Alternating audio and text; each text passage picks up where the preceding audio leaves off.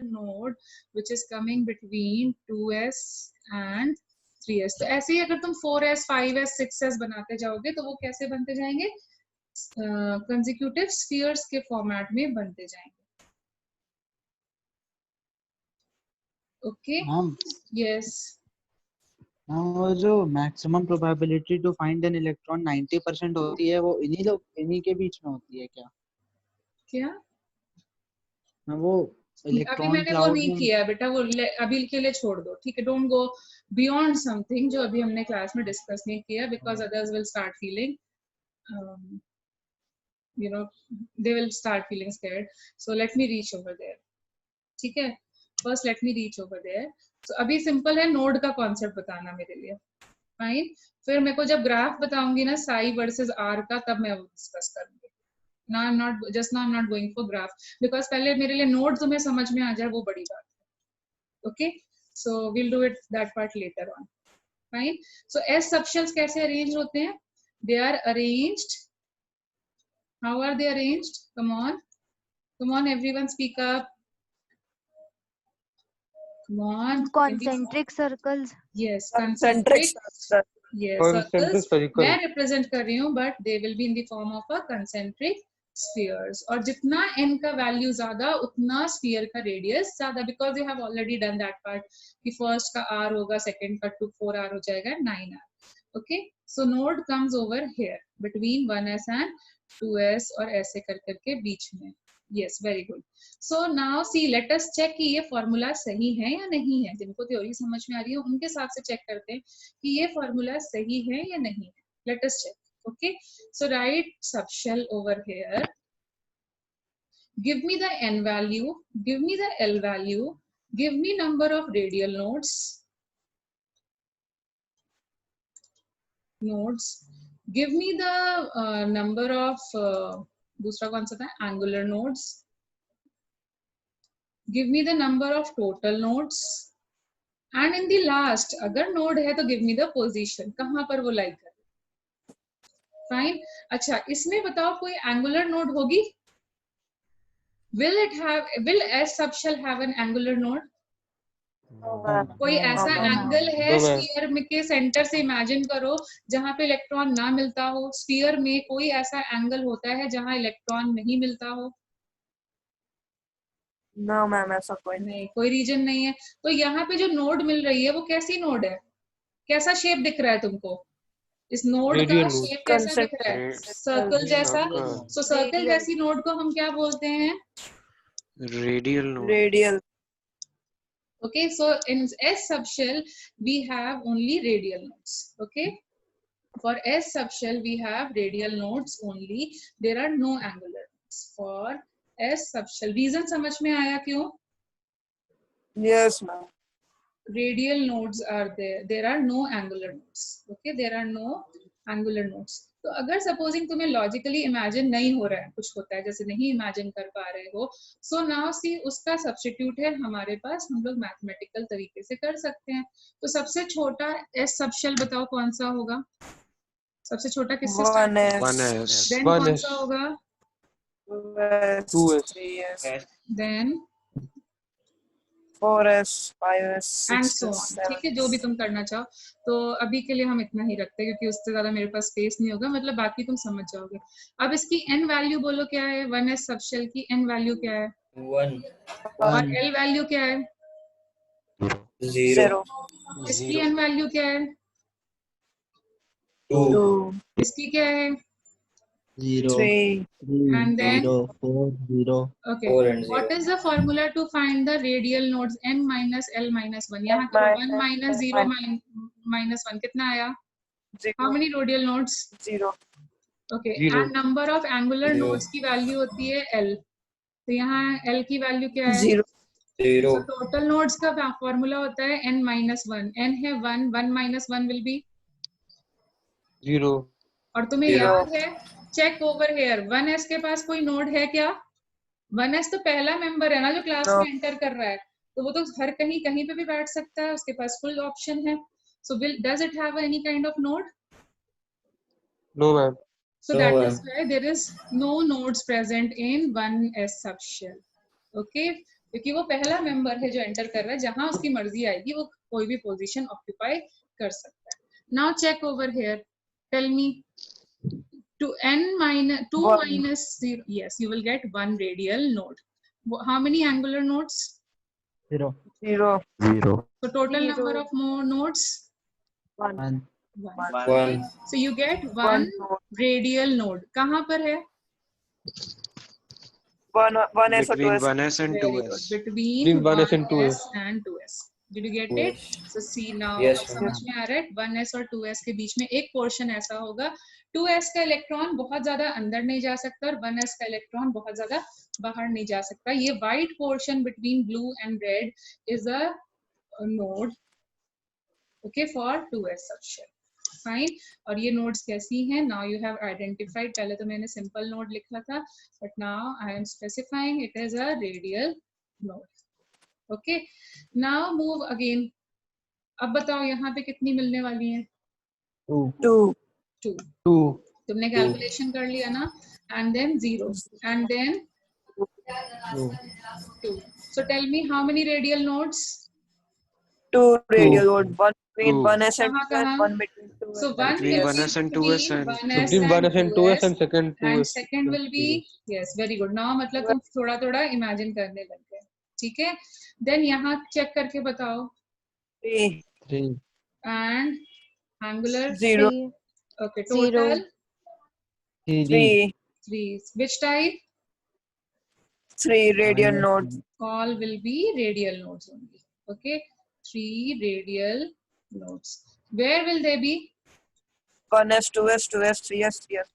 Yes. Can you find their Wow. locations as well? Yes.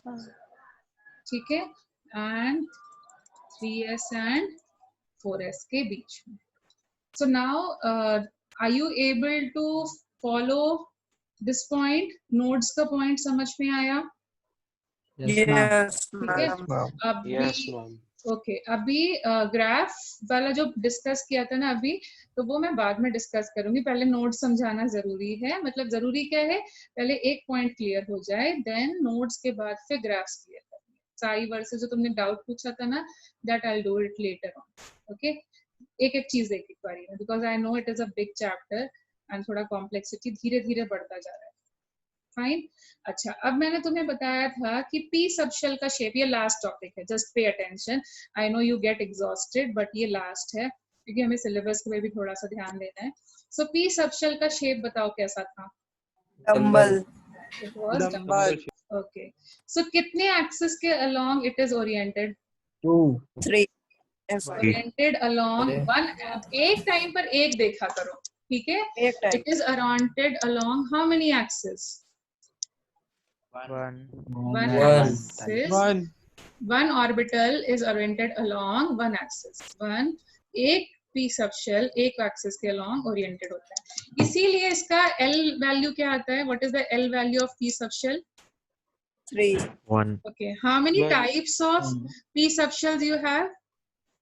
X, Types Y. of 3. yes. 3. क्योंकि एक axis को एक time पे choose कर लेते हैं, सो हमारे पास 3 हो जाएंगी, px, py and pz.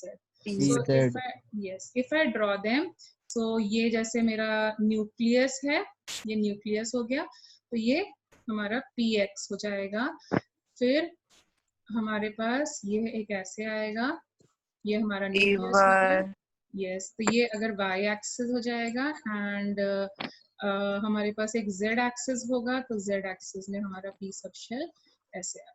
So that is why we have 3 values of magnetic quantum number px, py और pz को रिप्रेजेंट करने के लिए. अगर इन तीनों को एक साथ देखें, तो because the number of electrons have increased,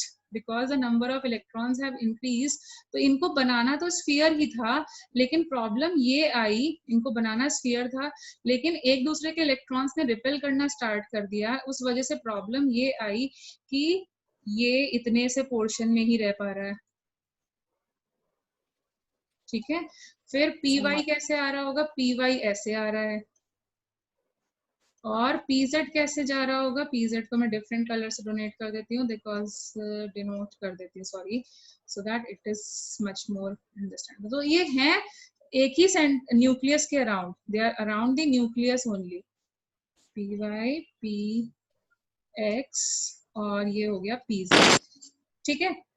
अब देखो प्रॉब्लम क्या है, अब हम फिर से वही देखते हैं कि इसके पास कैसी नोड्स होंगी। तो रेडियल नोड्स बाद में बताती हूँ, पहले हम एंगुलर नोड को एक्सप्लेन करते हैं। तो सपोजिंग pz हटा दें, क्योंकि वो मेरी कॉम्प्लेक्सिटी को थोड़ी ज्यादा बढ़ा रहा है, तो pz को अगर मैं हटा दूं, सो px ऐसे बन रहा है, और py I'm again denoting with a different color so that it is clear to you। मतलब मेरा डायग्राम बहुत अच्छा नहीं बनेगा, I'll attach the colored pictures। So tell me, can you see any angle in this case जहाँ पे electron ना मिले? Yes. Yes ma'am, कौन 45 सा? देखो, take 45 degree from either from x axis, यहाँ से ले लो 45 anywhere डिग्री, ma'am। ठीक है, चाहे y axis से ले लो 45 डिग्री, तुम्हें इलेक्ट्रॉन नहीं मिलेगा। Can you check it? Yes ma'am। Yes. Yes, ma'am. क्यों नहीं Yes, ma'am. मिलेगा? क्योंकि जैसे ही ये 45 को क्रॉस करेगा, वो py के नियर पहुंच जाएगा। py वाला इलेक्ट्रॉन बोलेगा भाई अपने घर जाओ, मेरे रीजन में जाने की जरूरत नहीं है। और अगर py का इलेक्ट्रॉन 45 जैसे ही क्रॉस करेगा, तो वो px के पोर्शन में चला जाएगा, एंड देन अगेन px से मिलने वाला है कि भाई अपने रीजन में जाओ, मेरे इलेक्ट्रॉन में मत पड़ो।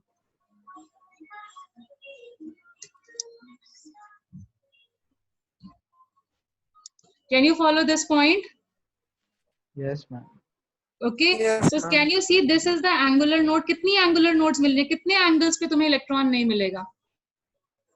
4. 4 नहीं, कितने एंगल मैग्नीट्यूड angle बताओ। 45 degree. 45 डिग्री पे। Okay, so you how many angular nodes you are getting? P One। Subshell. और देखो भाई One। स्फीयर शेप होता तो कोई एंगल ही नहीं है जहाँ पे इलेक्ट्रॉन ना मिले, ऐसा कोई एंगल ही एग्जिस्ट नहीं करता जहाँ पे इलेक्ट्रॉन ना मिले। हर एक एंगल पे, स्फीयर तो हर जगह सिमेट्रिकल होता है, तो हर एक एंगल पे इलेक्ट्रॉन मिलता है। ओके ओके, सो पी सबशेल के पास बताओ कितनी एंगुलर नोड्स आई?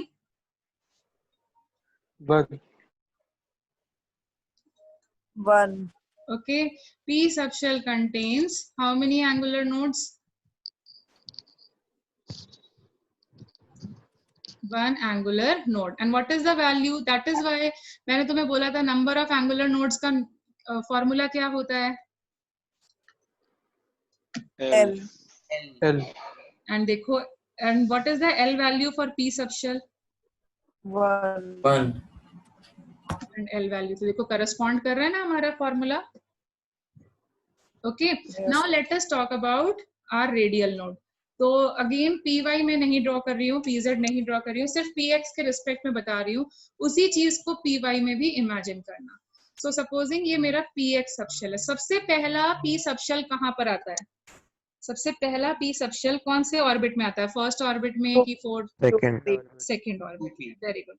तो सबसे पहला आया 2p में, ठीक है। तो 2p को कोई नोड नहीं मिलेगी, क्योंकि वो पहला बंदा है जो एंट्री कर रहा है, वो अपनी मर्जी से कहीं पर भी जा सकता है, ठीक है। अब जैसे ही 3p आएगा, तो उसको क्या मिलने वाला है? उसको 2p से रिपल्शन मिलेगा, तो और 3p को अंदर आने के लिए फिर से 2p से रिपल्शन मिलेगा, और 2p को बाहर जाने के लिए 3p से रिपल्शन मिलने वाला है या नहीं मिलने वाला है?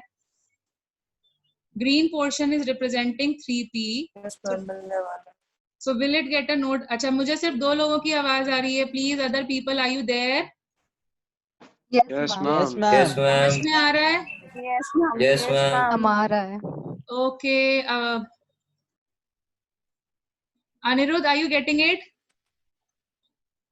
Anirudh, Yes, ma'am। Ananya, Divyam, are you getting it? Yes, ma'am. Yes Sure.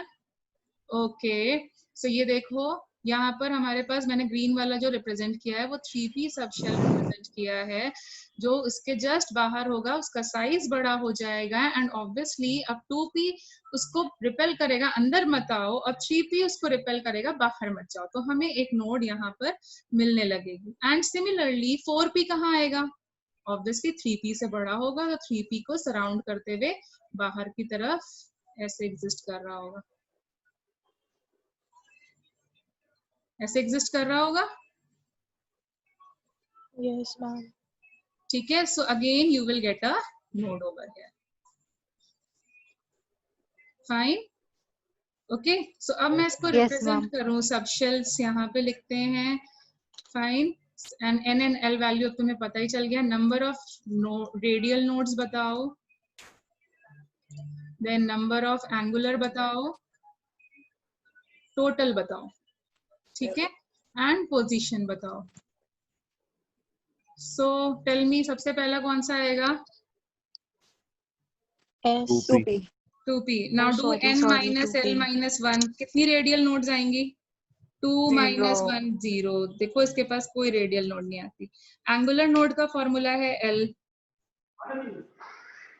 Total nodes n minus 1, बताओ कितनी नोड्स आई? 1। कौन सी नोड आई? Angular node. At which angle? 45 degree. Okay, very good. Now tell me, ma'am, 45 degree z axis के लिए भी होगा? अरे बेटा हर एक एक्सिस पर होगी, एंगल तो सेम ही Okay, रहेगा ma'am, ना। okay. जब दो एंगल्स आएंगे, जैसे अभी हम नेक्स्ट करने वाले हैं, हमें दो एंगल्स मिलेंगे तब हम बोलेंगे, अभी तो सिर्फ एक ही एंगल 45। Okay ma'am. ठीक है, जब डी सबशेल करेंगे ना वहां दो एंगल्स मिलेंगे अभी आपको। तो यहाँ पे बताओ कितनी आएंगी, कितनी रेडियल नोड्स आ रही हैं? अच्छा, सॉल्व करो। 1। And see, I told you over here, white portion between red and green, it is 1 radial node.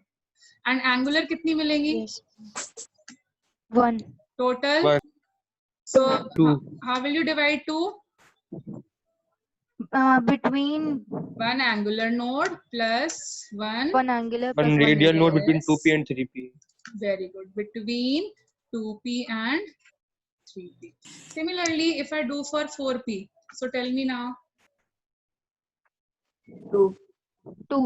Angular node? 2 1. angular node 1 3 So, 3. what? 1 angular, 2 2 radial. radial. 1 angular and 2 1 radial. angular and 2 3p, radial. 3p, 4p. Very good. 3p कहाँ पर? What are their position? 2p and 3p, 3p Between and 2p and 3p and 4p. 3p and 4p. Getting it now? थोड़ा थोड़ा nodes clear हुआ? Yes, ma'am. Yes, ma'am. Yes, ma'am ma'am. हाँ बोलो। Ma'am एक doubt था, जो आपने वो एंगुलर नोड समझाया पी सबशेल के लिए, हाँ, उसमें आपने px एंड py लिया, मतलब तीनों क्यों अरे नहीं तो साथ बाबा में लिए? PZ पे भी अगर मैं इसके ऊपर इमेजिन करो कि मेरे स्क्रीन के बाहर, तुम्हारी स्क्रीन के बाहर एक PZ बना हुआ है, ठीक है, तो PY ऐसा ऊपर की तरफ उठा हुआ होगा ना। मैं इसीलिए 3D स्ट्रक्चर्स तुम्हें भेज दूंगी अभी, उसमें चेक करना। तो ये थोड़ा सा ऊपर की तरफ, ये डंबल है, डंबल थोड़ा मतलब ऊपर की तरफ Z एक्सिस में भी तो उठा होगा, मतलब it will be somewhat in this shape. Yes ma'am, वो आ गया। I can't draw it actually in 3D, इसलिए मैंने बोला था कि मैं स्ट्रक्चर्स भेज दूंगी, उससे तुम्हें थोड़ा क्लियर हो जाएगा। तो फिर PZ से भी तो एक 45 डिग्री, मतलब ये ऊपर की तरफ बल्जिंग है, ऊपर की तरफ बल्जिंग है, ठीक है, ऊपर एंड नीचे भी आ रहे हैं। तो एक PZ पोर्शन पे क्या होगा, PZ, और ऐसे Y वाला भी जो है वो भी ऊपर की तरफ बल्जिंग है। तो जैसे ही वो 45 डिग्री Z एक्सिस पे क्रॉस करेगा, PZ उसको भगा देगा कि नहीं भगा देगा? इमेजिन करो ये बलून है, तो बलून क्या होता है? Yes, ma'am. एक ड्रॉप टाइप का लग रहा है। हाँ, एक ड्रॉप बोल सकते हो, बलून मैम आ बोल सकते गया।